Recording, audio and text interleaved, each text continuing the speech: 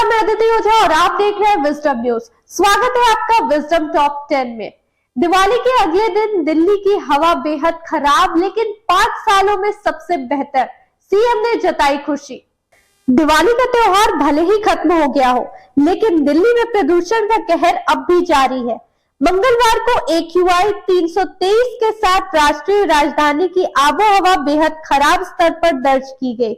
प्रदूषण और धुंध से निपटने के लिए मंगलवार सुबह से ही प्रशासन की तरफ से सड़कों पर पानी का छिड़काव किया जा रहा था। हालांकि आंकड़े बताते हैं कि पिछले 5 सालों के दौरान दिवाली के अगले दिन दिल्ली में प्रदूषण का स्तर सबसे कम रहा। दिल्ली के मुख्यमंत्री अरविंद केजरीवाल ने इस बात को लेकर खुशी जाहिर करते हुए कहा कि प्रदूषण के क्षेत्र में दिल्ली वासी काफी मेहनत कर रहे हैं, काफी उत्साहजनक नतीजे आए हैं, पर अभी लंबा रास्ता तय करना है। सीएम ने कहा कि दिल्ली को दुनिया का सबसे बेहतरीन शहर बनाएंगे। दिल्ली में AQI में वृद्धि के बाद दिल्ली नगर निगम ने आनंद विहार फुटओवर ब्रिज के आसपास के क्षेत्र में पानी का छिड़काव किया। प्रदूषण के कारण कई इलाकों में विजिबिलिटी दर में भी काफी कमी आई है।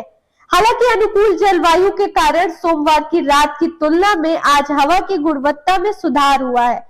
मंगलवार सुबह से ही 10 किलोमीटर प्रति घंटे से अधिक की रफ्तार से हवाएं चल रही हैं, जिसके कारण प्रदूषण से राहत मिली है। बिहार में खोले जाएंगे नए कृषि कॉलेज, बिहार के मंत्री कुमार सर्वजीत ने बताया अपना प्लान। बिहार की सरकार कृषि शिक्षा को बढ़ावा देने के लिए नए कृषि महाविद्यालयों की स्थापना करेगी। कृषि मंत्री कुमार सर्वजीत ने विभागीय अधिकारियों को इसके लिए संभावनाओं को तलाशने के निर्देश दिए हैं। दरअसल कृषि मंत्री का मानना है कि 1.5 करोड़ से अधिक किसानों की संख्या वाले राज्य में कृषि शिक्षा को जन जन तक पहुंचाए बिना कृषि आधारित राज्य की तरक्की नहीं हो सकती है। इसी उद्देश्य से राज्य में कृषि अनुसंधान एवं शिक्षा को प्रोत्साहन किया जाएगा। यही नहीं, जरूरत के हिसाब से कृषि के क्षेत्र में नए महाविद्यालय खोले जाएंगे। गौरतलब है कि 2021-22 के बजट में सरकार ने स्कूली पाठ्यक्रम में कृषि शिक्षा को बढ़ावा देने की प्राविधान किया था। खेती किसानी की पारंपरिक शिक्षा व्यवस्था में बदलाव को लेकर तेजी से पहल की जा रही है।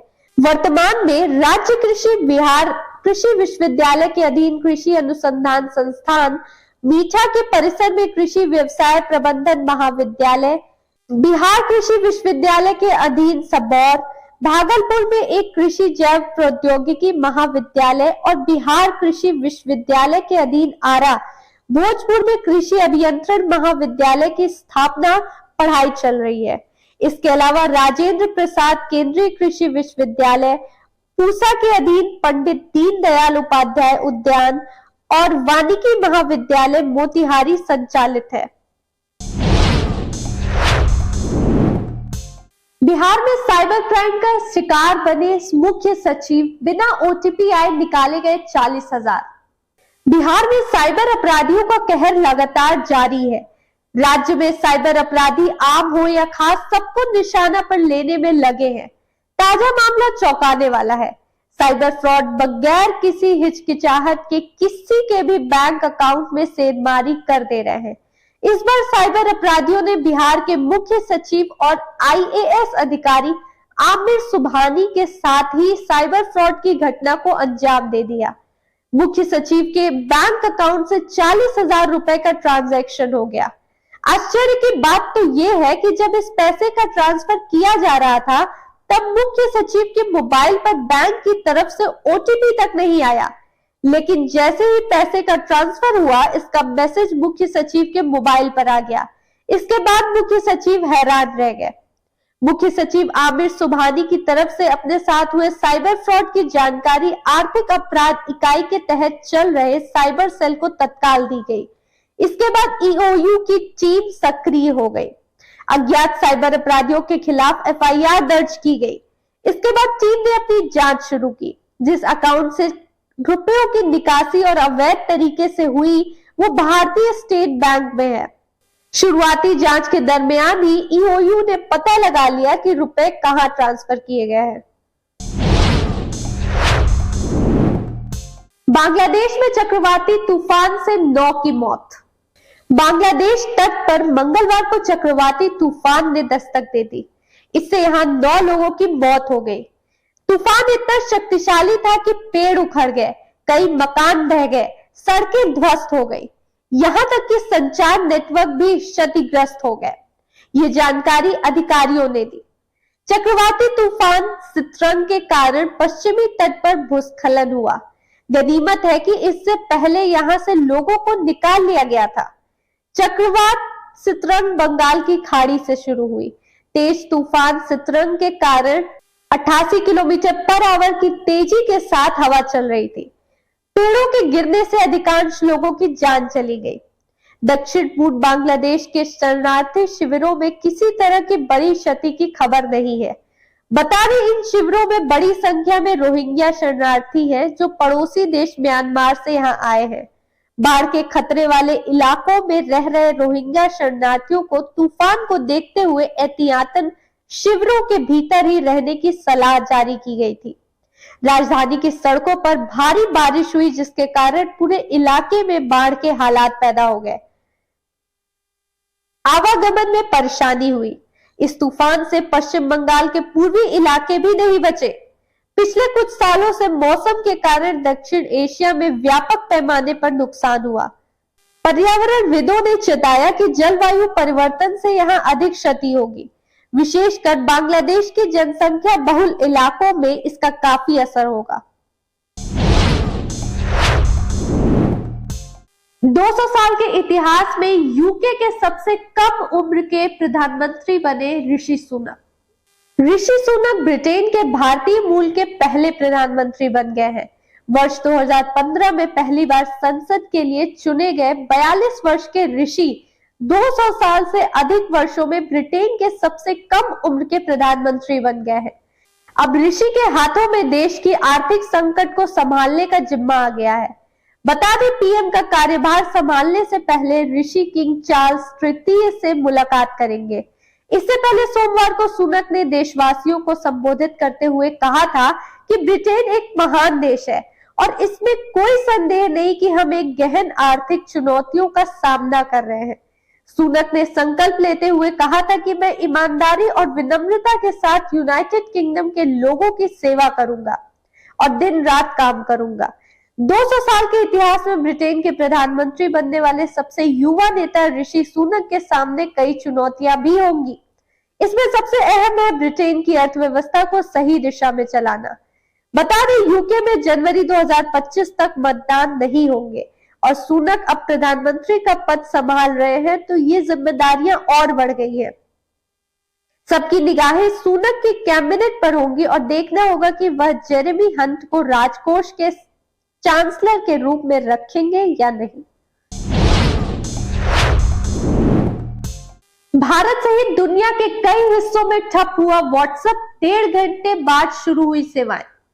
मेटा की व्हाट्सएप की सेवाएं आंशिक रूप से बाधित हुई।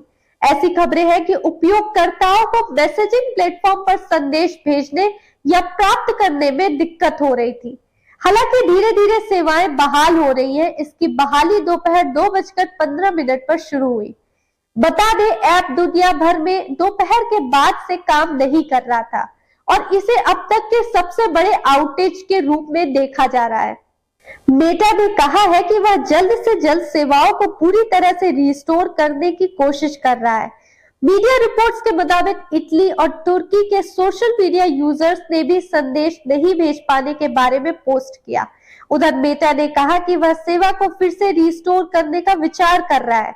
मेटा के एक प्रवक्ता ने कहा कि हम जानते हैं कि कुछ लोगों को संदेश भेजने में समस्या हो रही है और हम जल्द से जल्द सभी के लिए व्हाट्सएप को बहाल करने के लिए काम कर रहे हैं। डव और ट्रेसेमे शैम्पू में कैंसर का खतरा, यूनिलीवर ने मंगाए प्रोडक्ट्स। दिग्गज कंपनी यूनिलीवर के कई शैम्पू ब्रांड्स में बेंजीन नामक खतरनाक केमिकल पाया गया है जिससे कैंसर हो सकता है। कंपनी ने डव, नेक्सस, सुएव, टिगी और ट्रेसेमे एयरसोल समेत कई ड्राई शैम्पू को अमेरिकी बाजार से वापस मंगवा लिए हैं। फूड एंड ड्रग एडमिनिस्ट्रेशन की वेबसाइट पर शुक्रवार को पोस्ट किए गए एक नोटिस के अनुसार यूनिलीवर का ये प्रोडक्ट अक्टूबर 2021 से पहले बनाए गए थे और दुनिया भर के रिटेलर्स को सप्लाई भी किए गए थे। हालांकि अब जब इन प्रोडक्ट्स में कैंसर पैदा करने वाला केमिकल पाया गया, तब कंपनी इसे रिकॉल कर रही है। बता दें, इस खबर ने एक बार फिर पर्सनल केयर प्रोडक्ट्स में एरोसोल की सुरक्षा के बारे में सवाल उठाया है। पिछले 1.5 साल में कई एरोसोल सनस्क्रीन जैसे कि जॉनसन एंड जॉनसन के न्यूट्रोगेना, एचवेल पर्सनल केयर कंपनी की बनाना बोच और बियर्स ड्राफ्ट एजी की कॉपरटोन के साथ प्रॉक्टर एंड गैम्बल कंपनी जैसे स्प्रे ऑन एंटीपर्सिपिटेंट्स को लेकर ऐसी खबरें आ चुकी हैं। राजीव सेन से तलाक को लेकर चारू असोपा बोली, मुझे गालियां दी, मेरे ऊपर हाथ भी उठाया। चारू असोपा और राजीव सेन साल 2019 में शादी के बंधन में बंधे हैं। शादी के कुछ समय बाद ही उनके रिश्ते में दरार की खबरें आने लगी। बाद में कभी वो फिर से साथ आए तो कभी उनके बीच दूरियां बढ़ी। चारू और राजीव की एक बेटी है। कपल ने यह माना था कि वो बेटी के लिए फिर से साथ आए हैं और अपने रिश्ते को एक और मौका देना चाहते हैं, लेकिन अब चारू ने स्पष्ट कर दिया है कि वो तलाक लेने वाली है। चारू ने बताया कि शादी के बाद उनके बीच लगातार लड़ाइयां होती रही हैं। यही नहीं, राजीव ने उन्हें ब्लॉक कर दिया था, जिससे उनके बीच किसी भी तरह का संपर्क नहीं हो सके। लॉकडाउन के बाद वह चारू को 3 महीने के लिए छोड़कर चले गए थे। वह इस दौरान अकेली ही रही। चारू कहती है कि उनके बीच कई चीजों को लेकर झगड़े होते थे। ई टाइम्स के साथ इंटरव्यू में चारू ने बताया कि राजीव को गुस्सा जल्दी आ जाता है, वह गालियां देता था और यहां तक कि मुझ पर 1-2 बार हाथ भी उठाया। वह मुझ पर शक करता था कि मैं उसे धोखा दे रही हूं। जब मैं अकबर का बीरबल की शूटिंग कर रही थी तो उसने मुझे मैसेज किया कि अपने को एक्टर्स को खुद से दूर रखो। मुझे अपना काम करने में दिक्कत हो रही थी। मुझे लगता था कि वह मुझे धोखा दे रहा था, लेकिन ये सब मैं साबित नहीं कर सकती थी, जिसे उन्होंने ठीक करने की कोशिश की, लेकिन ऐसा हो नहीं पाया। ऋषि सुनक के पीएम बनते ही बिग बी ने लगाया भारत मां की जय का नारा, ब्रिटेन पर किया तंज। दिवाली के दिन भारतवासियों का सीना चौड़ा गर्व से तब हो गया जब खबर आई कि ब्रिटेन में एक भारतीय मूल के शख्स को प्रधानमंत्री के रूप में चुन लिया गया है। अब ब्रिटेन के नए प्रधानमंत्री का नाम है ऋषि सुनक। ऋषि सुनक ब्रिटेन के पहले अश्वेत पीएम हैं, जो कि हिंदू हैं। उनको हर तरफ से बधाई संदेश मिल रहे हैं। ऐसे में अमिताभ बच्चन कैसे पीछे रहने वाले थे। उन्होंने भी अपने लेटेस्ट पोस्ट में खुशी जाहिर की और ऋषि सुनक पर गर्व किया। अमिताभ बच्चन सोशल मीडिया पर काफी एक्टिव रहते हैं, पर देश दुनिया में होने वाली हर गतिविधि पर नजर रखते हैं। ऐसे में जब भारतीय मूल के शख्स ब्रिटेन के प्रधानमंत्री बनने जा रहे हैं, तो अमिताभ बच्चन का रिएक्शन आना तो लाजमी था। अमिताभ बच्चन ने एक पोस्ट साझा करते हुए ऋषि सुनक को बधाई दी और ब्रिटेन पर तंज कसा। अपने ऑफिशियल अकाउंट पर बिग बी ने लिखा, भारत माता की जय।